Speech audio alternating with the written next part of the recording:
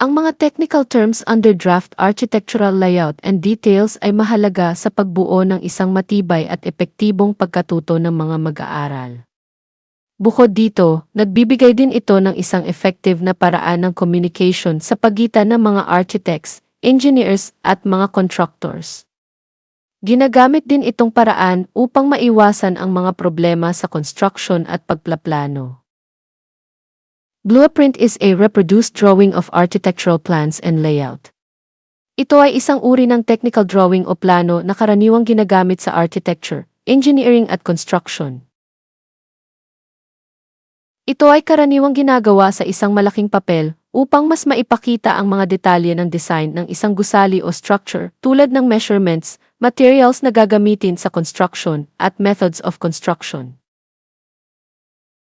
Ceiling is the overhead surface of a room or the material used to line the surface. Ang ceiling sa construction ay tumutukoy sa itaas na bahagi ng isang bahay o gusali.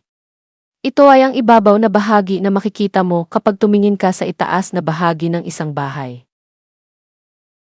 Code is a system of accepted laws and regulations that govern procedure or behavior in particular circumstances or within a particular profession. Ang code sa construction ay tumutukoy sa mga regulasyon at pamantayan na sinusunod sa pagtatayo ng mga bahay, gusali o struktura. Ang mga code na ito ay naglalayong tiyakin ang kaligtasan, kalidad, at mapanatiling angkop ang mga struktura para sa mga gagamit nito. Ilan sa mga uri nito ay ang building code, fire code, electrical code, at plumbing code. Elevation drawing is the exterior and interior works of a building.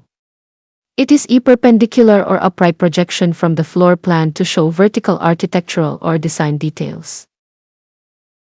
Ito ay isang uri ng technical drawing na nagpapakita ng harapan o gilid na bahagi ng isang building o structure.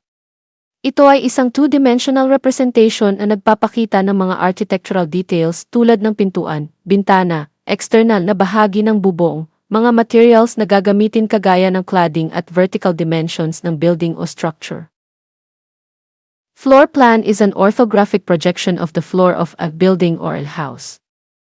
Isa din itong uri ng technical drawing na nagpapakita ng layout ng isang building o structure. Isa din itong two-dimensional representation na nagpapakita ng mga design details tulad ng mga sukat ng rooms, location ng mga bintana at mga pintuan, at iba pang elements ng design. Perspective is a drawing angle from which an object or structure is viewed. Ito ay isang three-dimensional image sa isang two-dimensional na papel o screen. Ito ay nagbibigay ng isang paraan upang ipakita ang isang object sa isang realistiko at makatotohanang paraan. Plan is a drawing or diagram on horizontal plane of the layout or arrangement of something. Ang plan ay isang mahalagang konsepto sa architecture. Ang plan ay isang technical drawing na karaniwang nakatingin mula sa itaas.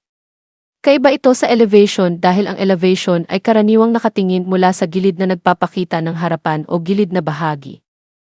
Revision is an act of changing or revising. Ang revision ay tumutukoy sa proseso ng pagbabago o pag-aayos ng plan, design, or documents ng isang project sa construction.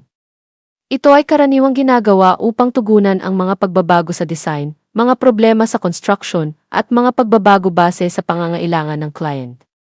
Halimbawa, sinasabi dito na ang pintuan ay kailangan palitan ayon sa Revision 1. Samantalang sa Revision 2 ang bintana ay kailangan i-modify. Roof plan is a roofing plan presenting roof types used.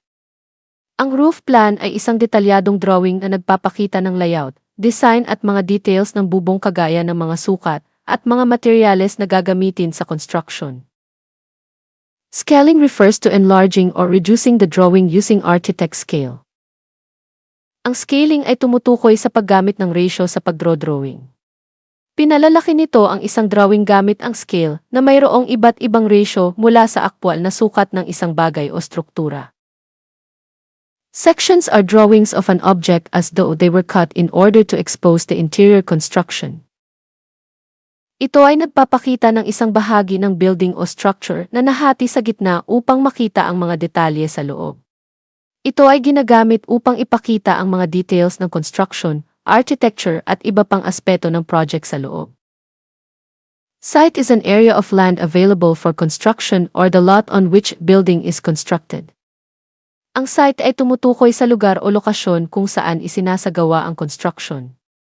Ito ay isang partikular na lugar na pinili para sa construction na may mga katangian at kondisyon na nakakaapekto sa design at execution ng project. Site Development Plan or Lot Plan refers to the position and the location of the building with property line, setbacks, approaches, grade contours, landscape and other pertinent data in relation to the site. Ang Site Development Plan ay isang detalyadong plano na nagpapakita ng mga paghahanda at pagpapaganda ng isang partikular na lugar o site. Ito ay isang mahalagang architectural document na ginagamit upang ipakita ang plano at design ng isang project sa construction o pagdevelop ng isang lugar. Nilalaman ng Site Development Plan ang layout ng site, kabilang ang mga building, iba pang structures at mga daanan. Kasama din sa drawing na ito ang elevation ng lupa, system utility kabilang dito ang linya para sa serbisyo ng tubig, kuryente at sewage. Working drawing is a finished plan drawing containing complete information for the workman.